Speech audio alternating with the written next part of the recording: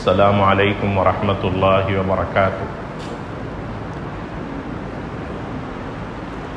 الحمد لله رب العالمين. إن الحمد لله نحمده ونستعينه ونستغفره ونعوذ بالله من شرور أنفسنا ومن سيئات أعمالنا. من يهده الله فلا مضل له ومن يضلله فلا هادي له.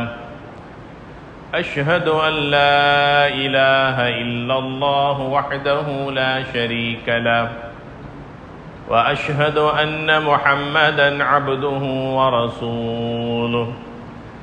اللهم صل على محمد وعلى آل محمد وبارك وسلم عليه. أما بعد، فقد قال الله تعالى في كلامه الكريم: أعوذ بالله من الشيطان الرجيم. الذي خلق الموت والحياة ليبلوكم أيكم أحسن عملا. صدق الله العظيم. قال النبي صلى الله عليه وسلم: من كان آخر كلامه لا إله إلا الله دخل الجنة. رواه முஸ்லிம். அளவற்ற அருளாளனும் நிகரற்ற அன்புடையோனுமாகிய எல்லாம் வல்ல அல்லாஹின் பெயரால் இன்றைய குத்பா பிரசங்கத்தை ஆரம்பம் செய்கிறேன். எல்லா புகழும் புகழ்ச்சியும் அல்லாஹ் ஒருவனுக்கே உரித்தானது. அல்ஹம்துலில்லாஹ். சலவாத்தும் சலாமும் அல்லாஹின் இறுதி தூதர் எம் உயிரிலும் மேலான அன்னலம் கண்மணி நாயகம் ஸல்லல்லாஹு அலைஹி வஸல்லம் அவர்கள் மீதும், அவர்களுடைய வாழ்வை முழுமையாக பின்பற்றி நடந்த உத்தம சஹாபாக்கள், தாபிஈன்கள், தபஉ தாபிஈன்கள், முத்தகீன்கள், நல்லோர்கள் நம் அத்துணை பேரின் மீதும் அல்லாஹு தஆலாவின் மக்ஃபிரத்தும் ரஹ்மத்தும் உண்டாவதாக வேண்டியதன் பின்னால், புனிதமான ஜும்ஆவுடைய கடமையை நிறைவேற்றுவதற்காக அல்லாஹின் மாளிகையில் வீற்றிருக்கும் அல்லாஹின் நல்லடியார்களே, தக்வாதாரிகளே, அல்லாஹுடைய கட்டளைகளை வாழ்க்கையில் எல்லா நிலைகளிலும் எடுத்து வாழுமாறும், அவன் தடுத்தவைகளை வாழ்க்கையின் எல்லா சந்தர்ப்பங்களிலும் தவிர்ந்து வாழ்ந்து கொள்ளுமாறும் முதலாவதாக இவ்வடியேனுக்கும் அப்பால் உங்களுக்கும் வசியத்தன்னும் நல்லுபதேசம் செய்து கொள்ளுகின்றேன். அல்லாஹு தஆலா நம் அனைவர்களுடைய பாவங்களை மன்னித்தருள்வானாக, எம் அனைவருக்கும் ரஹ்மத் செய்தல்வானாக. இந்த மஸ்ஜிதினுடைய ஃபவுண்டர்ஸுகளுக்கு, இஸ்தாஃபர்களுக்கு அல்லாஹ் ரஹ்மத் செய்தல்வானாக. அன்று முதல் இன்று வரை இந்த மஸ்ஜிதினுடைய வளர்ச்சியிலும் முன்னேற்றத்திலும் யாரெல்லாம் தங்களுடைய சொத்து செல்வங்களினால் அல்லாஹ்வுடைய மாளிகைக்கு உதவிகள் பல செய்து கொண்டிருக்கிறார்களோ அப்பேற்பட்ட நன்மக்களுக்கு அல்லாஹு தஆலா குறைவில்லாத நற்கூலியை வழங்கி அருள்வானாக. கண்ணியத்திற்கும் மதிப்பிற்கும் உரிய அல்லாஹுடைய நல்லடியார்களே, இன்றைய நாள் ஜும்ஆவுடைய நாள், நாட்களிலேயே மிகச் சிறந்ததோர் நாள் என்று நபிகள் நாயகம் ஸல்லல்லாஹு அலைஹி வஸல்லம் சொன்னார்கள். வெள்ளிக்கிழமை நாளை நீங்கள் அடைகிற போது என் மீது அதிகமாக ஸலவாத்து சொல்லுங்கள், நீங்கள் சொல்லக்கூடிய ஒவ்வொரு ஸலவாத்தும் எனக்கு எடுத்து காட்டப்படுகிறது என்று நபிகளார் ஸல்லல்லாஹு அலைஹி வஸல்லம் சொன்னார்கள். ஆக வெள்ளிக்கிழமை நாளில் நாங்கள் செய்ய வேண்டிய, சொல்ல வேண்டிய மிக முக்கியமான ஒரு இபாதத் ஸலவாத்தாகும். அல்லாஹும்ம ஸல்லி அலா முஹம்மதின் வ அலா ஆலி முஹம்மத் என்று அதிகமாக ஸலவாத்து சொல்லிக் கொள்ள வேண்டும். அல்லாஹு தஆலா இந்த உலக வாழ்க்கை எங்களுக்கு ஒரு சோதனை களமாக தந்திருக்கின்றான். இந்த ஹயாத்து துன்யா, உலக வாழ்வு என்பது ஒரு குறுகிய கால வாழ்க்கை, இது நிரந்தரமான வாழ்க்கை அல்ல. நபிகள் நாயகம் ஸல்லல்லாஹு அலைஹி வஸல்லம் சொன்னார்கள், என் உம்மத்தினுடைய ஆயுட்காலம் 60 வருடங்கள் 70 வருடங்களுக்கு இடைப்பட்டது என்று எங்களுடைய ஆயுட்காலத்தை எங்களுக்கு நிர்ணயித்து தந்திருக்கிறார்கள். அல்லாஹு தஆலா தன்னுடைய ஹபீபை இந்த உலகத்திலே வாழ வைத்து தன்னின் பக்கமாக அழைத்து கொண்ட வயது நபிகளாருக்கு அல்லாஹ் கொடுத்த ஆயுட்காலம் 63 ஆண்டுகள் மாத்திரம்தான். 63 ஆண்டுகள் வாழ்வதே பெரும் சாதனைக்குரிய காலமாக மாறிவிட்ட ஒரு காலத்திலே நாம் வாழ்ந்து கொண்டிருக்கிறோம். ஏனென்றால் அந்த அளவுக்கு திடீர் மரணங்கள் அதிகரித்து செல்லுகின்ற ஒரு காலத்தில் நாம் இப்போது வாழ்ந்து கொண்டிருக்கிறோம்.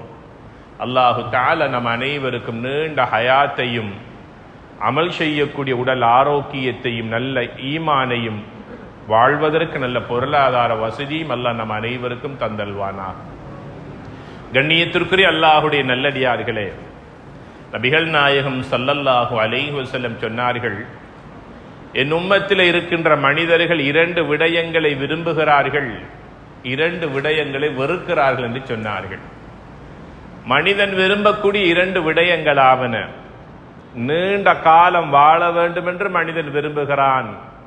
வெறுக்கக்கூடிய விடயம் மௌத்தை அவன் வெறுக்கின்றான், திடீரென மௌத்தாகுவதை அவன் வெறுக்கின்றான். 2வது விடயம், அவனுடைய பொருளாதாரம் இன்னும் பெருக வேண்டும் என்று விரும்புகிறான்.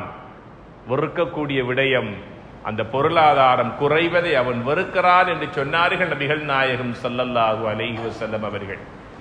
ஆக தாயினுடைய கர்ப்பத்திலே நாங்கள் 9 மாதங்கள் 10 மாதங்களாக சிசுவாக இருக்கின்ற போதே இந்த ஹயாத்து துனியா உலகத்தினுடைய வாழ்வு எப்படி அமையப் போகிறது என்பதை அல்லாஹ் எங்களுடைய தலையிலே எழுதிவிட்டான். அதுதான் கதிர், தீர்மானம், அல்லாஹுடைய ஏற்பாடு. எதை அல்லாஹ் தீர்மானித்தானோ, எதை அல்லாஹ் எங்களுக்காக தீர்மானித்து எழுதி வைத்திருக்கிறானோ அவைகள் எல்லாமே எங்களுடைய வாழ்க்கையில் நடந்தேறும். அது நடந்தேறாமல் நாம் இந்த உலகத்தை விட்டு செல்ல மாட்டோம் என்பது எங்களுடைய ஈமான். இந்த உலக வாழ்க்கையில் ஒரு மனிதனை படித்தவனாக வாழ வைக்கின்றான். அது அல்லாஹ் அவனுக்கு கொடுத்திருக்கிற ஒரு நிஅமா, அல்லாஹுடைய அருட்செல்வம். ஒரு மனிதனுக்கு அல்லாஹ் சொத்து செல்வத்தை கொடுத்திருக்கிறான். அது அல்லாஹ் அவனுக்கு கொடுத்திருக்கிற ஒரு நிஅமத், அது அல்லாஹுடைய ஏற்பாடு. ஒரு மனிதனை இந்த உலகத்தில் ஏழையாக வாழ வைத்திருக்கிறான். அது அல்லாஹ் அவனுக்கு கொடுத்திருக்கிற ஒரு அருட்பாக்கியம். அப்படித்தான் வாழ வேண்டும் என்று அல்லாஹ் அவனுடைய தாயினுடைய கர்ப்பத்தில் அவன் சிசுவாக இருக்கிற போதே அல்லாஹ் தீர்மானித்து விட்டான். அல்லாஹுடைய ஏற்பாட்டுக்கு மாற்றமாக இந்த உலகத்தில் எந்த ஒன்றுமே மனிதனுடைய வாழ்க்கையில் நடைபெறாது என்பதை நாம் ஏற்றிருக்கிற ஈமான். நபிகள் நாயகம் ஸல்லல்லாஹு அலைஹி வஸல்லம் சொன்னார்கள், ஒரு முஃமினுடைய வாழ்க்கை ரொம்ப ஆச்சரியமானது, அற்புதமானது என்று சொன்னார்கள். ஏன் தெரியுமா? அவனுக்கு மகிழ்ச்சிக்குரிய விடயங்கள் வாழ்க்கையில் ஏற்படுமையாக இருந்தால் அந்த மகிழ்ச்சியை தந்த அல்லாஹ்வுக்கு அல்ஹம்துலில்லாஹ் என்ற ஒரு முஃமின் அல்லாஹ்வை புகழ்வான் என்று சொன்னார்கள். ஒரு மனிதனுடைய வாழ்க்கையில் ஏதாவது கவலைகள் தருகின்ற விடயங்கள், நோயாக இருக்கலாம், வியாபாரத்திலே நஷ்டங்கள் ஏற்படுவதாக இருக்கலாம், எங்களுக்கு விருப்பமானவர்கள் மரணிப்பதாக இருக்கலாம், ஏதாவது ஒரு சோதனையை கொண்டு அல்லாஹ் எங்களை சோதிக்கிற போது ஒரு முஃமினான ஒரு மனிதன் நிலை குலைந்து போய்விட மாட்டான், அவன் பொறுமையோடு இருப்பான் என்று சொன்னார்கள் நபிகள் நாயகம் ஸல்லல்லாஹு அலைஹி வஸல்லம் அவர்கள். ஆக ஒரு முஃமினுக்கு அல்லாஹ் கொடுத்திருக்கிற நிஅமத்தை நினைத்து அவன் மகிழ்ச்சி அடைவான், அல்ஹம்துலில்லாஹ் என்று அல்லாஹ்வுக்கு ஷுக்கூர் செய்வான். வாழ்க்கையில் அவ்வப்போது நிம்மதியை கெடுக்கக்கூடிய விடயங்கள் வந்து செல்லுகிற போது அவன் பொறுமையை மேற்கொள்வான். இது ஒரு முஃமினால் மாத்திரமே முடியும் என்று சொன்னார்கள் நபிகள் நாயகம் ஸல்லல்லாஹு அலைஹி வஸல்லம் அவர்கள். அல் குர்ஆனிலே 30 ஆயத்துக்களை உடைய ஒரு சூரா இருக்கிறது. அதுதான் சூரத்துல் முல்க். தபாரக்கல்லதி பியதிஹில் முல்க் என்று நாங்கள் ஓதுகின்ற எங்களுக்கெல்லாம் பரிச்சயமான ஒரு அழகான ஒரு சூரா. நபிகளார் ஸல்லல்லாஹு அலைஹி வஸல்லம் சொன்னார்கள், யார் ஒருவர் அந்த சூரா முல்கை நாளாந்தம் ஓதி வருகின்றாரோ அல்லாஹு தஆலாவிடத்தில் நாளை மஹ்ஷர் மைதானத்தில் அந்த சூரத்துல் முல்க் அல்லாஹ்விடத்தில் அவருக்காக ஷஃபாஅத் செய்யும், பரிந்து பேசி சுவனபாக்கியத்தை பெற்றுக் கொடுக்கும் என்று சொல்லிய நபிகளார் ஸல்லல்லாஹு அலைஹி வஸல்லம் சொல்லுகிறார்கள், நாளாந்தம் அந்த சூரா முல்கை ஓதி வாருங்கள் என்று இந்த உம்மத்தினரை பார்த்து வசியத்தை செய்திருக்கிறார்கள். அந்த சூரா முல்கில் அல்லாஹு தஆலா சொல்லுகின்றான், அல்லதீ خلقல் மௌத வல் ஹயாத லியப்லுவக்கும் அய்யுக்கும் அஹ்ஸனு அமலா. அல்லாஹு தஆலா இந்த உலகத்தில் எங்களுக்கு ஹயாத்தை வாழக்கூடிய வாழ்க்கையை தந்திருக்கிறான். ஹயாத்துக்கு பிறகு என்ன கிடைக்க போகிறது? மௌத் எங்களை அடைய போகிறது. குல்லு நஃப்ஸின் ذائقத்துல் மௌத். இந்த உலகத்திலே பிறந்த அனைவருக்கும் அல்லாஹ் மௌத்தை வைத்திருக்கிறான். அந்த மரணத்தை ஒவ்வொரு ஆத்மாவும் சுவித்தே ஆகும் என்று அல்லாஹு தஆலா அல் குர்ஆனில் கூறுகின்றான். ஆக இந்த ஹயாத்திலே எங்களுக்கு தந்திருக்கக்கூடிய இந்த வாழ்க்கை நாங்கள் ஒரு நிஅமத்தாக நாங்கள் நினைத்து அதில் உச்சகட்ட நன்மைகளை செய்வதற்கு நாங்கள் முழுமையாக எங்களுடைய வாழ்க்கையை பயன்படுத்தி கொள்ள வேண்டும். ஷைத்தானுடைய வாழ்க்கை, ஷைத்தானுடைய ஏவல்களுக்கு, ஷைத்தானுடைய ஆசா பாசங்களுக்கு நாங்கள் எங்களுடைய மனதை பறிகொடுத்து விடக்கூடாது. 60 வருடங்கள் 70 வருடங்கள் 80 வருடங்கள் வாழ்கிறோமா, இந்த வாழ்க்கையை அல்லாஹ்வுக்கு மிக விருப்பமான முறையிலே கழித்துக் கொள்ள வேண்டும். அல்லாஹ்வுடைய தூதர் ஸல்லல்லாஹு அலைஹி வஸல்லம் சொன்னார்கள், என்னுடைய உம்மத்திலே இருக்கக்கூடிய மனிதர்கள் எல்லா நிலைகளிலும் அவர்கள் என்ன சொல்லுகிறார்கள் தெரியுமா? மாலி மாலி, இது என்னுடைய சொத்து, இது என்னுடைய செல்வம், என்னுடைய சொத்து என்று மனிதன் சொத்திலே, பொருளாதாரத்திலே, காசு பணத்திலே மனிதன் பேராவலோடு இருந்து கொண்டிருக்கிறான் என்று சொன்னார்கள் நபிகளார் ஸல்லல்லாஹு அலைஹி வஸல்லம். அல்லாஹு தஆலா மனிதனுடைய வாழ்க்கையில் கொடுத்திருக்கக்கூடிய எந்த ஒன்றும் அவனுக்குரியதல்ல, அவை நிரந்தரமானதும் அல்ல. சொன்னாங்க நபிகளார் ஸல்லல்லாஹு அலைஹி வஸல்லம், அவன் உடுத்திருக்கின்ற ஆடை அவனுக்குரியது, அவன் விரும்பி சாப்பிடுகின்ற ஹலாலான உணவு அவனுக்குரியது, மற்றவைகள் அவனுக்குரியது அல்ல என்று சொன்னார்கள் நபிகளார் ஸல்லல்லாஹு அலைஹி வஸல்லம் அவர்கள். ஆக இந்த உலக வாழ்க்கையில் வாழ்வதற்கு அல்லாஹ் எங்களுக்கு எதனை தந்திருக்கிறானோ அவற்றை நாங்கள் அனுபவிக்க வேண்டும். அவற்றை தந்த இறைவனுக்கு நாவார அல்ஹம்துலில்லாஹ் என்று ஷுக்ர், நன்றி செலுத்திக் கொள்ளுகிற போது நிச்சயமாக எங்களுடைய வாழ்க்கை அல்லாஹு தஆலா நன்றியுள்ள வாழ்க்கையாக அல்லாஹ் பொருந்தி கொள்ளுகின்றான். ஒவ்வொரு மனிதனுக்கும் அல்லாஹ் மௌத்தை வைத்திருக்கிறான். அது எப்போது வரும் என்பது நமக்கு தெரிய மாட்டாது. அல்லாஹு தஆலா அதை மறைவாகவே வைத்திருக்கின்றான். மௌத்து வருகிற போது கலிமாவோடு மரணிக்கக்கூடிய, மௌத்தாகக்கூடிய ஈமானியத்தை எங்களுடைய வாழ்க்கையில் நாங்கள் வைத்துக் கொள்ள வேண்டும். நபிகளார் ஸல்லல்லாஹு அலைஹி வஸல்லம் சொன்னார்கள், ஒரு முஃமினுக்கும் ஒரு காஃபிருக்கும் இடையில இருக்கின்ற வித்தியாசம், வேறுபாடு என்ன தெரியுமா? தொழுகை என்று சொன்னார்கள் ஸல்லல்லாஹு அலைஹி வஸல்லம் அவர்கள். தொழுகின்ற மனிதன் முஃமினாக இருக்கின்றான், தொழுகை இல்லாதவன் காஃபிராக வாழ்ந்து கொண்டிருக்கிறான். மன் தரக ஸலாத முத்தஅம்மிதன் ஃபகத் கஃபர். தொழுகைக்குரிய நேரம் வந்தும் யார் ஒருவன் தொழாத நிலையில் அந்த நேரத்தை அவன் கடத்தி விடுகின்றானோ, தொழாத மனிதன் காஃபிராகி விட்டான் என்று சொன்னார்கள் நபிகளார் ஸல்லல்லாஹு அலைஹி வஸல்லம் அவர்கள்.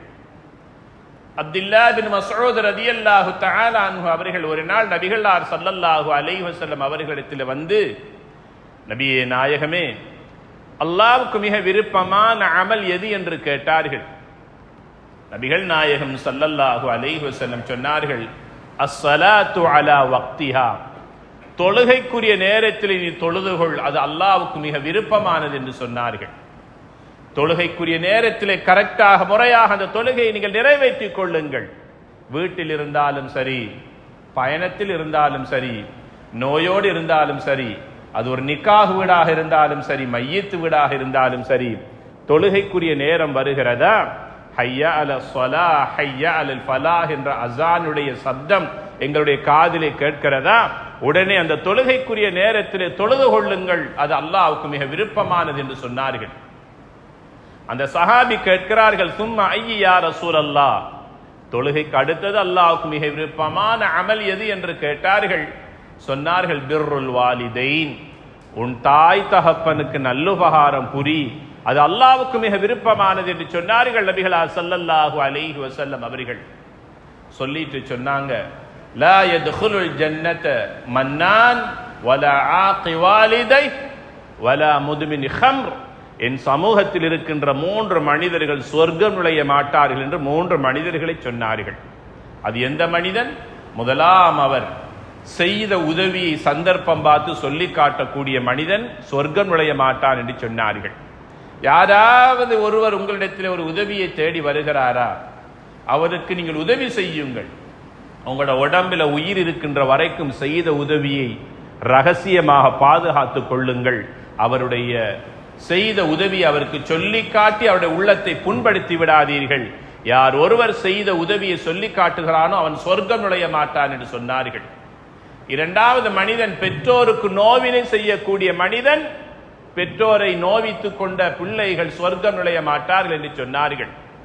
மூன்றாவது மனிதன் போதை வஸ்து பாவனையாளர்கள் சொர்க்கம் நுழைய மாட்டார்கள் என்று சொன்னார்கள். ஆக கண்ணியத்திற்குரிய அல்லாஹுடைய நல்லடியார்களே, இந்த உலக வாழ்க்கையில் நாங்கள் சொர்க்கத்திற்காக வாழ்வதற்கு, எங்களுடைய ஆகிராவுடைய வாழ்க்கைக்காக இந்த துனியாவுடைய வாழ்க்கை நாம் வாழ்ந்து அர்ப்பணிக்கிற போது நிச்சயமாக மௌத்துக்கு பின்னால் இருக்கிற வாழ்க்கை எங்களுக்கு சந்தோஷம் உள்ளதாக இருக்கும். எங்களில் இருக்கக்கூடிய பல மக்கள் தொழுகையிலிருந்து தூரமாக இருக்கக்கூடிய வாலிபர்களை நாங்கள் பார்க்கின்றோம். படிக்கக்கூடிய மாணவர்களிடத்தில் தொழுகை இல்லாத நிலையை பார்க்கின்றோம். ஏதோ விரல் விட்டு எண்ணக்கூடிய வயோதிபர்கள் 60 வயதை கடந்த ஒரு சிலரை மாத்திரமே தொழுகைகளில் எல்லா நேரங்களிலும் முதல் சஃபிலே பார்க்க முடிகிறது. அநேகமானவர்களை தொழுகையிலே காண முடியவில்லை. அல்லாஹுவை பயந்து கொள்ளுங்கள். அல்லாஹுடைய தூதர் நபிகள் ஸல்லல்லாஹு அலைஹி வஸல்லம் சொன்னார்கள், மன் தரக ஸலாத முதஅம்மிதன் ஃபகத் கஃபர், யாருடைய வாழ்க்கையில் தொழுகை இல்லையோ அவன் காஃபிராகி விட்டான் என்று சொன்னார்கள் ஸல்லல்லாஹு அலைஹி வஸல்லம் அவர்கள். ஆக கண்ணியத்திற்குரியவர்களே, தொழுகையிலே பேணுதலாக இருக்கக்கூடியவர்கள், பெற்றோரோடு நல்லுறவை பேணக்கூடிய பிள்ளைகள், சமூகத்திற்கு நல்ல பல தொண்டுகள் ஆற்றக்கூடியவர்கள், அதிகமாக குர்ஆனை ஓதக்கூடியவர்கள், அல்லாஹு தஆலா தந்திருக்கக்கூடிய சொத்து செல்வங்களை ஏழைகளுக்கும் எளியவர்களுக்கும் அனாதைகளுக்கும் விதவைகளுக்கும் என உதவிகள் செய்து அவர்களுடைய கண்ணீரை துடைக்கக்கூடிய செல்வந்தர்கள், இப்படியான சீதேவிகள் சக்கராத்துடைய நேரத்தை அடைகிற போது அல்லாஹு தஆலா அவர்களை வரவேற்பதற்கு மலக்குமார்களை அவருடைய தலைமாட்டுக்கு அருகாமையிலே அனுப்பி வைப்பான். இன்னல்லதீன காலு ரப்புனல்லாஹ், யார் ஒருவர் அல்லாஹ்வுக்காகவே இந்த உலக வாழ்க்கை வாழ்ந்து, இந்த உலக வாழ்க்கை அல்லாஹ்வுக்காக வாழ்ந்து அர்ப்பணித்தாரோ, அவர் சக்கராத்துடைய நேரத்தில் இருக்கிற போது அல்லாஹு தஆலாவுடைய மலக்குகள் அவனுடைய தலைமாட்டுக்கு அருகாமையிலே வந்து உட்கார்ந்து கொள்கிறார்கள். அந்த மலக்குகள் அந்த மனிதனை பார்த்து சொல்லுகிறார்கள், அல்லா தகாஃபு வலா தஹ்ஸனு, அடியானே கபருடைய வாழ்க்கை, ஆகிராவுடைய வாழ்க்கை, ஸராத்தை நினைத்தினே பயப்படாதே அடியானே. வலா தஹ்ஸன், மனைவி பிள்ளைகள் குடும்பத்தார்கள் சொத்து செல்வங்களை எல்லாம் விட்டு விட்டு செல்லுகிறோமே என்று நீ கவலைப்படாதே. நஹ்னு அவுலியாஉக்கும் ஃபில் ஹயாத்தித் துன்யா வ ஃபில் ஆகிரா, இந்த உலக வாழ்க்கையில் எவ்வாறு உனக்கு நாங்கள் பாதுகாவலர்களாக உதவியாளர்களாக இருந்தோமோ அதே போல இன்ஷா அல்லாஹ் மறுமையிலும் வாழ்க்கையிலும் மௌத்துக்கு பிறகும் கபரிலும் உங்களுக்கு நாங்கள் துணையாக வந்து நிற்போம், நீங்கள் பயப்பட வேண்டாம் என்று அந்த மலக்குகள் சக்கராத்துடைய நேரத்தில் இருக்கின்ற மனிதனுக்கு ஆறுதல் சொல்லக்கூடியவர்களாக இருப்பார்கள் என்று அல்லாஹு தஆலா சொல்லுகின்றான். சில மக்களுடைய மௌத்து சில மக்களுக்கு நிம்மதியை கொடுக்கிறது. நபிகளார் ஸல்லல்லாஹு அலைஹி வஸல்லம் சொன்னார்கள், அது எந்த மனிதன் தெரியுமா? ஒரு மனிதன் இந்த உலகத்திலே சோதனைகளை முகங்கொடுத்து கொண்டே இருக்கின்றான், பொறுமையாக இருக்கின்றான், நோயாளியாகவே காலமெல்லாம் வாழ்ந்து கொண்டிருக்கிறான், எவ்வளவுதான் உழைத்தாலும் வருமானம் போதாத நிலையில ஏழ்மையோடு வறுமையோடு கவலைகளோடு கடன் சுமையோடு வாழ்ந்து கொண்டிருக்கிறான். ஆனாலும் அல்லாஹு தஆலா கொடுத்த அந்த சோதனைகளை எல்லாம் அவன் பொருந்திக் கொள்கிறான், அல்லாஹ்வுக்கு ஷுக்கூர் செய்கிறான். இப்படியான சோதனைகளோடு வாழ்ந்த மனிதன் இருக்கிறானே, அவனுடைய மௌத்து அவனுக்கு ராஹத்தாக ஓய்வாக அமைகிறது என்று நபிகளார் ஸல்லல்லாஹு அலைஹி வஸல்லம் சொன்னார்கள். ஏனென்றால் அந்த மௌத்தோடு அவனுடைய சோதனைகள், கஷ்டங்கள், அவனை பீடித்த துன்பங்கள் எல்லாமே போய்விடும். மௌத்துக்கு பின்னால் அல்லாஹு தஆலா மகிழ்ச்சிக்குரிய வாழ்க்கையாக அல்லாஹ் கொடுக்க இருக்கின்றான். சில மனிதர்களுடைய மௌத்தை அல்லாஹ் சில மக்களுக்கு ராஹத்தாக ஓய்வாக மகிழ்ச்சிக்குரியதாக ஆக்கி வைத்திருக்கின்றான். இன்னும் சில மக்களுடைய மௌத்து ஊர் மக்களுக்கு நிம்மதியாக அமைகிறது என்று நபிகளார் ஸல்லல்லாஹு அலைஹி வஸல்லம் சொன்னார்கள். யார் ஒருவர் தன்னுடைய குடும்பத்தார்களுக்கு, தன்னுடைய அயல் வீட்டுக்காரர்களுக்கு, தான் வாழுகின்ற சமூகத்தினருக்கு சொல்லாலும் செயலாலும் நடத்தையினாலும் துன்பங்களை, துயரங்களை, வேதனைகளை, அநியாயங்களை செய்து கொண்டிருக்கிறார்களோ அந்த மனிதனின் மூலமாக இந்த உலகமே நிம்மதி அடைகிறது என்று நபிகளார் ஸல்லல்லாஹு அலைஹி வஸல்லம் சொன்னார்கள். மனிதர்கள் மாத்திரமல்ல, மரங்கள், மட்டைகள், இலைகள், கொடிகள், செடிகள் கூட ஒரு கெட்டவனுடைய மரணத்தினால் நிம்மதி அடைகிறது என்று சொன்னார்கள் நபிகளார் ஸல்லல்லாஹு அலைஹி வஸல்லம் அவர்கள். ஆக கண்ணியத்திற்குரிய அல்லாஹ்வுடைய நல்லடியார்களே, நம்முடைய மௌத்து நம்முடைய குடும்பத்தாருக்கு கவலையை கொடுப்பதை போல நாம் வாழுகின்ற நம்முடைய ஊர் மக்களுக்கு ஒரு கவலையை கொடுக்க வேண்டும். ஒரு சாலிஹான மனிதரை நாம் இழந்து விட்டோம், எம்மை விட்டு ஒரு சாலிஹான மனிதர் எங்களை விட்டு பிரிந்து செல்லுகிறார். எல்லா நிலைகளிலும் அல்லாஹ் அல்லாஹ் என்று ஒரு வாழ்ந்த ஒரு முஃமினை நாம் இழந்து விட்டோம். அது இந்த ஊருக்கே பெரும் கவலையாக இருக்கிறது என்று நம் ஊர் மக்கள் நமக்காக கவலைப்பட வேண்டும், நமக்காக அழ வேண்டும், நம்முடைய ஜனாசா தொழுகையிலே கலந்து கொள்ள வேண்டும். நபிகளார் ஸல்லல்லாஹு அலைஹி வஸல்லம் சொன்னார்கள், ஒரு மனிதனுடைய மையத்துடைய செய்தியை கேள்விப்பட்டு சமூகத்தில் இருக்கிற 40 மனிதர்கள், இன்னும் ஒரு ஹதீஸிலே 100 மனிதர்கள் ஜனாசா தொழுகையிலே கலந்து கொண்டு அவருக்காக அல்லாஹும்ம இக்ஃபிர் லஹு அல்லாஹும்ம ரஹம்ஹு, யா அல்லாஹ் அவருக்கு ரஹ்மத் செய்வாயாக, அவருடைய பாவங்களை மன்னிப்பாயாக என்று ஒரு ஜனாசாவுக்கு பின்னால் 40 மனிதர்கள் தொழுது துஆ செய்தால் அவருடைய பாவங்களை மன்னித்து அவரை சொர்க்கத்திற்கு அல்லாஹ் அனுப்புகிறார் என்று சொன்னார்கள் நபிகளார் ஸல்லல்லாஹு அலைஹி வஸல்லம் அவர்கள். ஆக கண்ணியத்திற்குரிய பெருமக்களே, சொத்துக்களையும் செல்வங்களையும் செல்வாக்கையும் நாம் சேமித்ததை போல சாலிஹான நல்ல மக்களை, நமக்காக துஆ செய்யக்கூடிய நல்லுள்ளங்களை நாம் சம்பாதித்து விட்டு கண்ணை மூடுகிற போது நம் குடும்பத்தார்கள் மாத்திரம் நமக்காக அழுது தொழமாட்டார்கள், துஆ கேட்க மாட்டார்கள், இந்த ஊரே நமக்காக அழும். அப்படியான நல்ல மனிதர்களாக வாழ்ந்து மக்கள் மனங்கமர வாழ்ந்து இந்த உலக வாழ்க்கையை நாம் முடித்துக் கொள்வதற்கு நாம் அனைவரும் இந்த உலக வாழ்க்கை ஒரு சந்தர்ப்பமாக பயன்படுத்திக் கொள்வோமாக.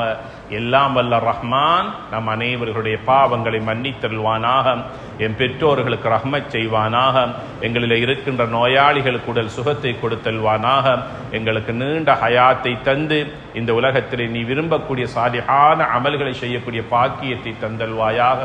ரஹ்மத்தான உன்னுடைய மழையை பொழிவிக்க செய்து இந்த பூமியை அல்லாஹ் நீ குளிர்ச்சி அடைய செய்வாயாக. எங்களை விட்டு மறைத்தவருடைய கபர்களை சொர்க்கத்தின் பூஞ்சோலையாக்கி வைப்பாயாக. எங்கள் தொழிலிலும் வாழ்க்கையிலும் குடும்பத்திலும் வருமானத்திலும் யா அல்லாஹ் நீ பறக்கச் செய்வாயாக. அனைத்து விதமான பேராபத்துக்களிலிருந்து பாதுகாத்தல்வாயாக. மௌத்தாகின்ற நேரத்தில் கலிமா ஷஹாதாவை சொல்லிய நிலையில் உன்னை சந்திக்கக்கூடிய கண்ணியமான மௌத்தை நம் அனைவருக்கும் தந்தல்வாயாக. உலக முஸ்லிம்களுக்கு நிம்மதியையும் சந்தோஷத்தையும் நிம்மதியான எதிர்காலத்தையும் கொடுத்தல்வாயாக. வாஹிர் தஅவானா அல்ஹம்துலில்லாஹி ரப்பில் ஆலமீன்.